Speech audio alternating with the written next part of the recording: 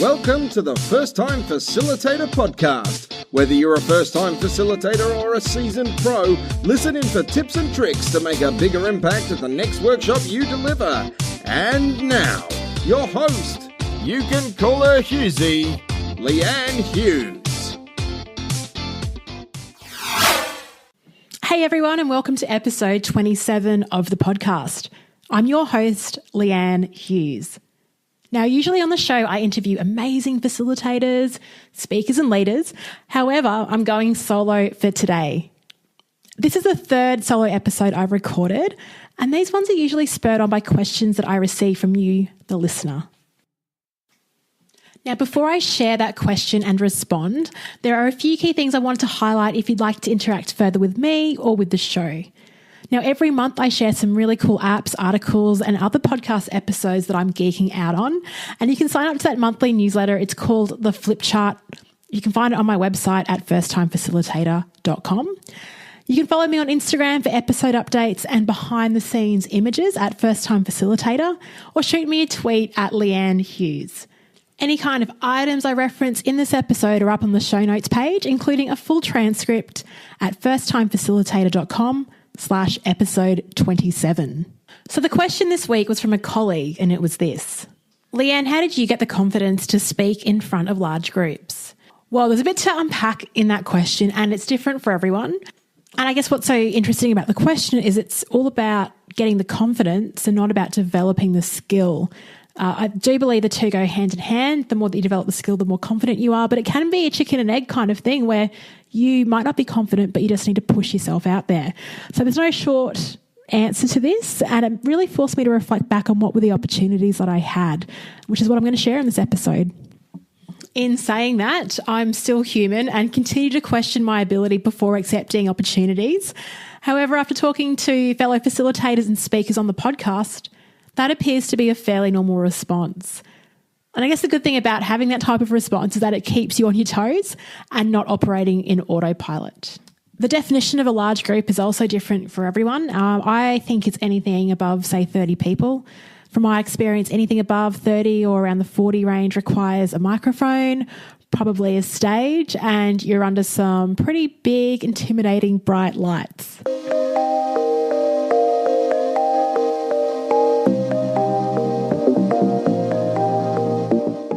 In October 2014, I was living in a small coastal regional town in Western Australia called Broome.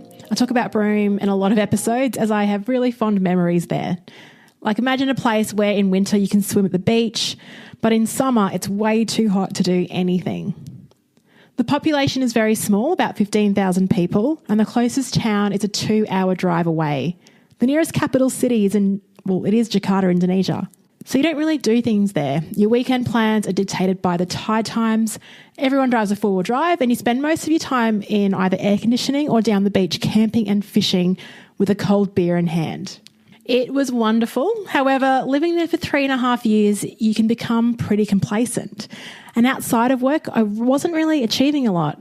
I wanted to create some more discipline for myself. I thought I would set myself a ridiculous goal, something that would get me out of bed nice and early, quite literally, and that was to run a marathon. It was a big goal because growing up, I hated running. I loved playing netball, but I loathed the fitness element. I associated running with everything negative in life. However, living in this coastal town, there were no hills, no traffic, and because nothing really happened in town, I had lots of time up my sleeve. And this gave me the ultimate entry point to start, so I signed up for the Gold Coast Marathon. Now, not having a clue on how to pursue this big goal, I enlisted a coach, and his name is Pat Carroll. He's actually won a few Gold Coast marathons. My goal, however, was to simply finish it under 5 hours. I'm sharing this story as there were a couple of words and phrases that he said that I think can generally be applied to the question about gaining confidence and speaking in front of large groups. I'll drop one of those phrases now and then again a bit later on in the episode. Oh, by the way, I delivered a Pecha Kucha speech on my experience running a marathon, which I'll link to in the show notes. Anyway, Pat said that a lot of people approach runs and start cross-training, i.e. they do weights, they swim or cycle. But he said, and gosh, it sounds so bloody simple, honestly, and you're probably going to think I'm crazy to highlight this as some kind of watershed moment, but it was for me. He said that the best way to train for a marathon is to simply run. You need to start banking those kilometres on your legs. You don't need to do Pilates or swim or hike or play touch footy. Just run. Run and bank those kilometres on your legs. And I love that concept of banking kilometres. And I banked thousands of kilometres on my legs in those 9 months training for that marathon. My most recent podcast guest, Neen James, agrees with this. And if you listen to my conversation with Neen in episode 26, you would have heard her mention the phrase, time on your feet. So my short answer to the question, how did I get the confidence to speak in public? Well, it was really about banking that time on my feet as a speaker. That leads into the next question. How do you find time on your feet? So when a marathon-like speaking opportunity comes along, you're prepared.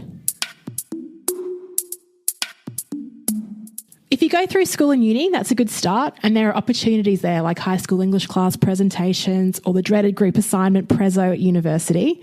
But I've also loved seeing others kill it on stage. I've always been fascinated by the power of strong delivery and what brilliant presentation looks like. I guess that's a difference I brought, was to continually ask myself, every time I had time on my feet, what can I do that's different? Who is in the audience? What do they want? What is the hook? When I really think about why I care so much about making sure my message hits, it probably comes back to my philosophy about how I think life is just way too short. Back in episode 16, I spoke with Adam Musto about the Gallup Strengths Finder 2, and my second highest strength theme is maximizer. Now, the maximizer theme is really around things like, do you want fries with that, and taking advantage of opportunities. You do get caught out sometimes, particularly when traveling, as you want to cram and juggle everything into a day. That's what maximizers do. Now, how this theme plays out also is that if I'm given the opportunity to present in front of other people, I want to maximize that moment. I believe that you are in a position of great opportunity the second that you have more than 2 people in the room. And life is too short to have your time wasted by boring, irrelevant and unmemorable presentations. So when you're the one in front of that room, just don't waste everyone's time. And I guess for me, that's my real driver for doing things a bit differently. I was lucky getting into netball from the age of 10, and through the game I've been given opportunities to speak in front of others at occasions from, speaking in team huddles during quarter breaks to club presentation nights and dinners. In university, I started coaching more junior teams, and I believe that being a coach had a significant impact on my ability to deliver a message succinctly and to project my voice, particularly when you have quarter breaks and halftime breaks to do that, they go for, say, 3 to 5 minutes and your audience are 13 to 15-year-olds. My first official MC gig was as an on-court announcer for the Queensland State League Netball Finals back in 2003. I called on the teams, thanked sponsors, talked through key highlights of the match. And look, through this, I learned about the importance of timekeeping, how to speak clearly into a microphone, and the realisation that the role of MC is so much more than just the delivery. There's a lot of background work involved in who you need to liaise with, what your backup plans are, etc. Now, when you start doing this sort of stuff, the people around you hear about it, and that opens doors as an MC. I was asked then to MC friends' weddings. Now, if you ever asked to MC a wedding, please, first-time facilitators, say yes, for 2 reasons in particular. 1, it keeps you off the booze for a few hours that you can avoid a painful hangover. It can be quite healthy for you. And 2, the skill to being a wedding MC is about really making it a personal experience. So the experience forces you to tailor your message for the couple, family and friends. Having that first wedding MC gig, again, opened up more invites to MC other events. So can you see from a few of these stories how the whole journey works?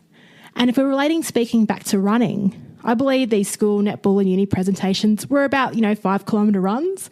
MCing a wedding, for me, is a half marathon. And unfortunately, similarly to running, you can't go cold turkey for 6 months and then expect to run at the same pace you did while training. So how can you continue to get that experience and bank those kilometres? I know a lot of you listeners are split, probably about 50% working in full-time roles and 50% freelancing and consulting. For those working, there are so many opportunities to put your hand up and deliver presentations from where you stand. So I thought I'd share a few examples of how I got my step up and got those runs on the board in terms of speaking. While I was working in marketing for a company called Wicked Campers, we were sponsors of the annual Backpacker Travel Expo in Melbourne. Now, as part of the sponsorship package, the company was offered an opportunity to run some sessions about travelling around Australia. I put my hand up. In my role working in government in regional WA, we had a fortnightly Friday morning meeting. It was like a video hookup with the other campuses in the region, and this was called Communications Corridor. I needed to share some internal messages, so I put my hand up and asked to be on the agenda pretty frequently. I also challenged myself to outdo my previous presentations over and over again. When it came to Friday morning, I also felt like whacking myself on the head and questioning myself and volunteering for these sessions and putting myself under undue pressure. You know, it would have been so much easier not volunteering and sitting in the crowd every fortnight. But when we held a professional development week for all 200 staff in the region, guess who was asked to MC that event? One final example. In late 2016, I was asked to co-facilitate some leadership training in Brisbane. A few months later, and I was on board a flight to Canada to run the same workshop over there. Time on your feet. Not only does it give you more time to practice your presentation skills and experiment with content, but more importantly, you also get used to that feeling of being uncomfortable. You get comfortable with being uncomfortable. It also leads you to good things and great opportunities that you would never have realised. Every time that you step up, it's a real opportunity for you to market yourself and build your personal brand. You get luckier. I think the best analogy that sums this up is the one that I heard recently on episode number 49 of the Jordan Harbinger Show. In this episode, Jordan chats to Alex Banayan about mentoring. In fact, it's so good, I'm going to play a 5-minute segment of that interview for you. And it wasn't until I met this man, his name is Chi Lu, that I really understood the role luck plays in success. So this guy almost, no one's heard of him. He grew up in a village outside of Shanghai, China, with no running water, no electricity. In his village, for every 300 kids, there was one teacher. Yikes. Right. So, you probably couldn't count on an unluckier hand to be dealt. Oh, man. Now, fast forward 20 years later, and he's a president at Microsoft. And I sat down with him, and the story is, no one knows the story because Chi Lu believes that every hour he talks to a journalist is an hour he's not contributing back to the world. Like, he's that kind of guy. And you're like, thankfully, I'm a teenager, not a journalist, so we're okay. That's actually why he did the interview, because I was a college student. I was 18 years old. And I sat there trying to understand there had to be some crazy luck in his story, and I actually found out there was. So Chi Lu realized that, there are so many brilliant young people in China who are all dying to get this same one dream, which is to go to America to study in an American university. And Chi knew that, relying on just his talent alone was, idiotic. He needed to create a system to give himself an edge. So he went to the library and started researching all these famous people in history who had re-engineered their sleep patterns. Da Vinci and Thomas Edison. And he realizes, he needs to create his own system, because his thinking is that if he's spending 8 hours in bed like everyone else, if he can find a way to cut that down, that will give him, months of productivity per year. But he creates what he calls chi time, which added 2 months of productivity per year. And finally, one Sunday night when he was in college, a visiting professor from Carnegie Mellon was at the university to give a guest lecture. And it was a Sunday night. And normally on Sunday nights, Chi rides his bike back to his village to visit his parents. But because it was raining, that was the first Sunday night he was ever in his dorm room in years, or in months. And a friend knocked on the door, asked Chi to come down to fill the seats. And Chi goes down there, and during the lecture, the professor compliments him on asking such good questions. And at the end of the lecture, he asked Chi if he had done any research on the topic. Chi hadn't done some research. He had written 5 entire papers on the topic. And that was that's the power of Chi time. He was not only the most prepared person in the room, he was miles ahead of everyone else. So he runs The professor asks to see the papers. He runs to his dorm room, gets them. They're like sitting on his desk. He runs back, gives them to the professor. On the spot, the professor starts reading them. He asks Chi if he's ever wanted to come to America and study, and Chi tells him it's his biggest dream, but he can't afford to take the entrance exams because the $1 a month he makes extra goes to his parents. On the spot, the professor offers to waive the fees, and 2 months later, Chi gets a letter saying that he got a full ride to Carnegie Mellon.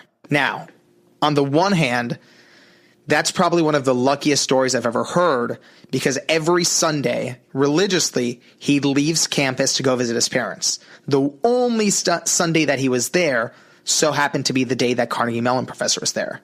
But on the other hand, there was nothing lucky about him being the only one in the room who had done 5 research papers on that topic. This isn't really the role that luck plays for a lot of people. People think, oh, this guy just happened to be at this university, and then the professor walked in and said, hey, I need a research assistant for this virtual reality thing I'm going to try out, and suddenly, or this internet thing that I think is going to be a hit, and he's the only person who takes the gig because he has no other choice.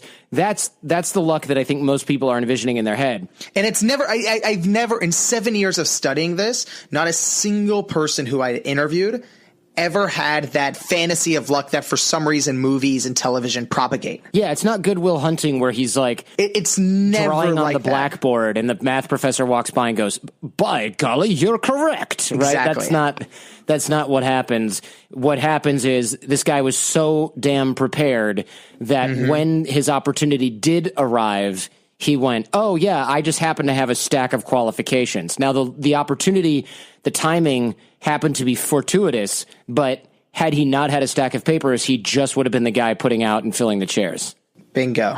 Yeah, and what, the quote Chi Lu told me in the interview, he said, luck is like a bus. If you're not prepared, the next one's going to show up if you're standing at the right bus stop. But, your preparation is your fee to get onto that bus. If you don't have it, no matter how many times you wait at that bus stop, you won't be able to get on. How good is that? So again, when I reflect on that question, how did you get the confidence to speak in front of large groups? Well, as you can see, it's an evolution piece underpinned by 3 things. Number 1, bank that time on your feet. Number 2, put your hand up and find the opportunities. And number 3, every time you have an opportunity to present, challenge yourself to outperform your previous presentation. The second piece of advice from my running coach, Pat Carroll, was not to be concerned by the fact that your longest training run does not take you near 42.2 kilometres. Save yourself for the marathon. Prepare consistently, stay injury-free, and your solid preparation combined with race day atmosphere will allow you to go all the way. I love this. Nothing will prepare you for that marathon moment in front of hundreds of people with the spotlight on you, but you'll get pretty close by banking the thousands of kilometres prior. And you can be confident to accept the opportunity given the success that you've had in the past. So that's a bit of my story and how I developed my confidence. I'd love to know how you got your experience and how will you find that time on your feet? Where are you banking your speaking kilometres? Let me know your thoughts. Shoot me a tweet at Leanne Hughes or on the show notes page, firsttimefacilitator.com/episode 27. You can leave a comment underneath there and let me know what you're doing to get more speaking kilometres under your feet. Thank you for listening to the First Time Facilitator podcast. I hope you enjoyed this week's episode. If you'd like to keep up to date with all the episodes, make it easy for yourself and hit that subscribe button in your favourite podcast player and leave a review in iTunes. Every bit helps. Thanks again and speak to you all next Monday.